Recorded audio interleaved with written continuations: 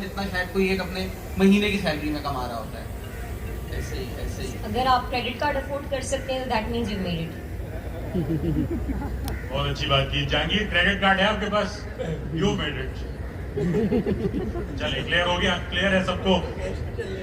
ठीक है जी, चले अगले इस सेक्शन से सवाल लेते हैं। यहाँ से सर, आप लोग बहुत दूर हैं, चले आपसे आते हैं। यार वो मैं अली भाई, अकबर चौधरी, अली गुलपीर और उस्मान मजहर, जानते होंगे आप इन लोगों को।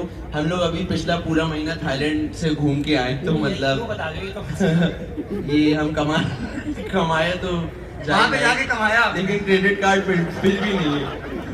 तो बड़े बाल इसीलिए तो किए थे एचबीएस हमने। ठीक है जी, आपका जनाब।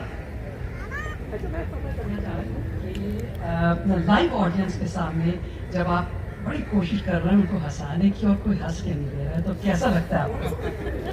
ये अच्छा सवाल है। अरे आंटी, मुझे लग रहा आप हैं ऐसी ऑडियंस। आजा भाई, हंसा के दिखा। हल्के आप तू तड़ाक पे आ रही है, नहीं हो पाएगा तुझसे। ये होता है, लेकिन this is a very frequent occurrence, but as you progress in your career it becomes less frequent, but all of us have been there कि बड़ी अपना 100% दे रहे हैं, हो नहीं पा रहा। क्या कहेंगे इस पे? वक्त थम सा जाता है, सोच हो जाती है, ऐसा लगता है कि यार बहुत लंबा हो गया, इसका क़यामत का दिन बन जाता है। और आपको मोमेंट चाह रहे होते हैं कि यार बस दरवाज़ा खुला मिले और मैं यहाँ से बाहर भागूँ। नहीं, जमीन खुले और मैं अंदर चला जाऊँ। और कुछ पत्थर चेहरे लेके लोग बैठे हुए होते हैं, पत्थर के ऐसा आपको लगे कब्रिस्तान में परफॉर्म करने आ गए हो। ये सामने बिल्कुल वही कहते हैं जो वही कहते जो बैठ कि नहीं आओ हंसा के, और आप अपना एड़ी चोटी का जोर लगा देते हो। बहुत मुझे दिन आप कंट्रोवर्शियल बातें करते हो आखिर में, फिर आप छोटी बातों पे उतर आते हो यार, आप लोग फिर आंटी हम गैर अखलाकी बातों पे जा रहे हैं यार, ये वो। अच्छा, इसमें एक सीन मुझे फील ये हुआ है कि फिर इस तरह की सिचुएशन में लोग ये कह रहे हैं आपसे इंडिया वाली कॉमेडी क्यों नहीं हो रही, हम तो इंडियन कॉमेडियंस को देखते हैं। तो फिर मैं भी वही आगे बदतमीजी में कराता हूँ कि आप भी तो इंडिया वाली ऑडियंस नहीं हो, हमें भी जो है आप वो नहीं दे रहे कि जो हमको चाहिए बुनियादी तौर पर। तो यही होता है पाकिस्तान के अंदर जो ऑडियंस है ना, some of them are really lovely, लेकिन सब सच में कुछ लोग सड़ा कर आते हैं कि आपने पैसे दिए अब हमें हंसाओ, लाइक वो कंपटीशन बना लेते हैं अपने साथ। तो most people want to have a good time, but some people are like तू हमें हंसाएगा, तेरी औकात क्या है, और वो सड़ा कर बैठे, तो वहाँ पे फिर चैलेंजिंग हो जाता है थोड़ा। और कंफर्टेबल होना, काफी लोग समझते हैं कि कब एक दो दफा ऐसा ही, अब याद होगा मैं, हम लोग एक जगह परफॉर्म कर रहे थे, वहाँ कोई 15-20 और कुछ बहुत महंगे लोग आके बैठ गए, और वो बहुत ज्यादा महंगे लोग थे। अब उन्होंने ऐसा कुछ सोच लिया कि शायद हम ज्यादा जोर से हंसेंगे तो हम शान के खिलाफ ही हम गरीब लगेंगे कि यार ये जोर से हंस रही है हमको, यार हमारी हंसी कैसे निकल रही थी इस आवाज में, ये तो गैर अखलाकी बात है।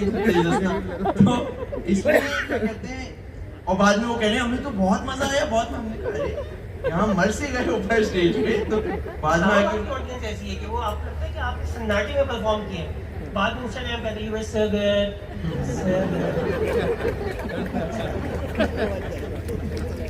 सो हाँ, I think as an audience वो हमारा वी आर सो लाइक, अगर आप मेरी जगह पर हो ना और अपने आप को देखें तो you are all little uptight and that's because कि देखिए हमारे कल्चर, वहाँ का कल्चर ये है कि I am sorry to say but they're under influence, bars में वगैरह हर जगह पे बाहर देखें audience is little drunk, it's easier to like open up and be responsive.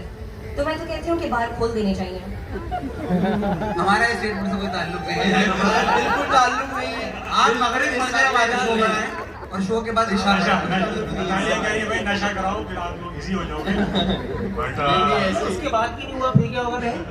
DJ है ना, डीजे अपना दूसरी दुकान चला रहे हैं। बस फिर हम घर भाग जाएंगे और वही आपका सदमे वाला। मेरे ख्याल से समंदर ज्यादा करीब है, हम यहाँ कूद सकते हैं। बट एक और भी इसमें एस्पेक्ट है कि you know sometimes you're just not for everybody, right? अब हमारी जो ages हैं, we are probably more relatable to people between 20 and 40 years of old जो एक metropolitan city में रहते हैं, who have like an O level या metric education। हमसे जो इस demographic से बिल्कुल ही उलट होगा, वो जाहिर है हमें इतना relate नहीं कर पाएगा, बट हमारा फिर वो उसमें skill है कि अपने से जितनी मुख्तलिफ audiences को हम अगर relate करवा पाएं, वो एक कमेडियन के स्किल में आ जाता है। So अब कोई टिंडर रिलेटेड जोक कर रहा है, वो अंकल के टाइम पे टिंडर था ही नहीं, तो वो अंकल कैसे समझेंगे कि टेंडर क्या होता है? टिंडर क्या होता है? कभी पता नहीं हुआ प्यार। इस हम बम्बई में ग्रुप में आते हैं फंक्शन मिल गए जनाब। Natalia, I think you are so cool. और मैंने आपसे एक सवाल पूछना था कि is it harder to be a comedian and a woman? Because कभी कभार एक औरत वो जोक करे और एक मर्द वो जोक करे, तो it's easier to take it from a man than a woman. What is your view in this? And I'm completely in awe of you right now. So much. Thank you so much. क्या नाम है आपका? अरे return भी किया आपने मुझे। मैं क्यों उड़ाऊंगा आपको पता, इतनी अच्छी बात की आपने। क्या नाम है आपका? आप मजबूर किया है क्या मजाक उड़ाना? नहीं पूछ रही है आपका नाम। मेरा नाम शज़फ है। शज़क। शज़फ पूछ रही है, लेडीज होके कॉमेडियन बनना मुश्किल है आसान है? डेफिनेटली है। अगर I think I am one of the very few prominent stand up comedians, और जो शुरू में होते हैं उनके लिए मुश्किलात होती हैं। सो बहुत मुश्किलात हुई हैं to navigate this field as a woman, but I have never let this come between anything. जहाँ पे ऑल मेल लाइनअप होता है मैं परफॉर्म करती हूँ। मैंने नहीं कहा कि I need all female platforms to perform, and that's because also the reason why I'm doing it is because बाबा ने मुझे बेटियों में और बेटों में कभी कोई फ़र्क नहीं रखा। I was allowed to say whatever I wanted. I was allowed to go with him on शिकार। तो you know कोई डिफरेंस था ही नहीं, तो मुझे कभी फ़र्क महसूस ही नहीं होता। बट आई नो कि एज अ मेल ऑडियंस मुझे एक्सेप्ट करना काफ़ी मुश्किल है, बट एक दिन ये भी हो जाएगा। इसमें बाकी लोग क्या ही जवाब दें। ऐसा लेडीज आप लोग का है कोई एक्सपीरियंस? मैं तो बाल अभी बड़े कर रहा हूँ, बाकी देखेंगे। ठीक है जी, चलें अब इस सेक्शन से थोड़ा यंग में आना चाहता हूँ मैं। यंग में ये आते हैं आपकी तरफ आते हैं जनाब। मेरा सवाल ये है कि ब्रांड्स जो है मेजॉरिटी टाइम आपकी मास ऑडियंस लाइव ऑडियंस की बेसिस पे आपको अप्रोच करते हैं या सोशल मीडिया? बिकॉज आपका मेन आर्ट स्किल जो है वो मासेस लाइव मासेस को कैटर करने का है, बट कई ऐसे कॉमेडियंस हैं जिनको मासेस के कंपेयर अगर करें हम सोशल मीडिया कॉमेडियन से, उनका स्किल सेट उनसे अच्छा है, बट अनफॉर्चुनेटली उनके सोशल मीडिया पे इतने फॉलोअर्स नहीं हो पाते। तो is it unfair with those comedian जो अपना पूरा एडी चोटी का जोर लगा रहे हैं लाइव मासेस को कैटर करने के लिए एज कम्पेयर टू जो सोशल मीडिया पे reel, like social media reel is a skill, but उनके कंपेयर एज सच, लाइक मेरी नज़र में एज सच वो उनसे कंपेयर करना नहीं चाहिए। तो ब्रांड जो है आपको किस चीज़ की बेस पे देखते हैं? यार इस बंदे को हमारा स्पोक्स पर्सन होना चाहिए। हमारे लिए जंगे लड़ोगे भाई, ये इसको जोड़ेंगे जहांगीर मास कम्युनिकेशन के साथ, हमारा पैगाम मिलेगा। जी भाई। यार ये हम सबको भी यार हम सब स्टेज के बंदे थे, हमें तौबा करनी पड़ी है स्टेज से, हमें इंस्टाग्राम पे आना पड़ा है। अच्छा मुझे ऐसा लगता है जो हम 90s वाले का, मैं मिलेनियल हूँ, हम लोग हैं जनरल जिया और जनरल मुशर्रफ के बीच के लोग हैं। तो हमने ना चीज़ों को बहुत तेज़ी के साथ ना बदलते हुए देखा है। तो हमने मतलब कि आपको एडजस्ट करना पड़ता है। ब्रांड को कोई फर्क नहीं पड़ता कि आप मतलब कि पब्लिकली क्या कर रहे हो, उधम मचा रहे हो, क्या कर रहे हो। उसको डिजिटल लैंडस्केप पे आप हैपनिंग चाहिए हो तो वो उसको करेगा, उसका मामला ऐसे उसने पैसे लगाए यार। तो हमने अपने आप को इवॉल्व किया। आप सही मतलब वो वाली बात है, बचपन में हम सुनते थे मैट्रिक कर लो ज़िंदगी आसान है, FSC कर लो ज़िंदगी आसान है, MBA कर लो नौकरी कर लो, फिर आर्टिस्ट बन जाओ। जब आर्टिस्ट बन गए तो उसने कहा है आर्टिस्ट तो बन गए बट इन्फ्लुएंसर नहीं बने, तो आप इन्फ्लुएंसर बन जाए। जब इन्फ्लुएंसर बने तो कहा कि अभी आप 20K वाले इन्फ्लुएंसर हैं, तो उसने कहा 50K पे आओ, फिर बोला 100K पे आओ। तो यार ये गेम चल रहा है।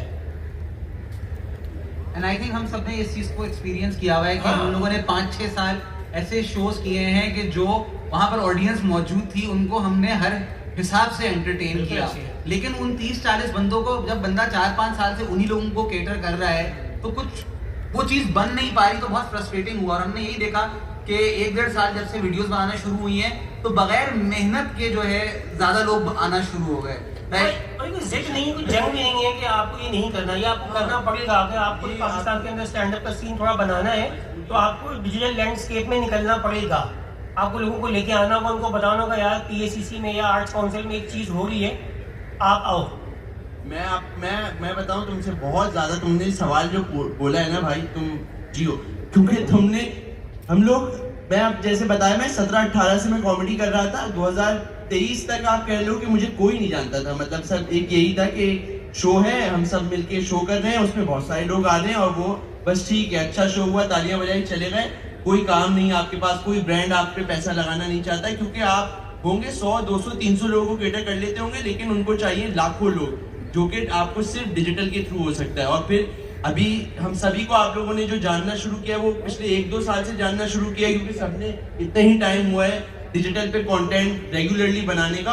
और वो जो आप एक मजबूरी बन गई थी कि अब हमें जब ज्यादा से ज्यादा लोग केटर करने, ज्यादा से ज्यादा शोज करने, जो हमारा पसंदीदा आर्ट फॉर्म है, हमें लाइव परफॉर्म करना है लोगों के सामने ज्यादा स्टेज पे, उसको फुलफिल करने के लिए, उसके लिए जरूरी हो गया कि डिजिटल पे प्रेजेंस हो, ताकि लोग आपके शो में आना चाहें।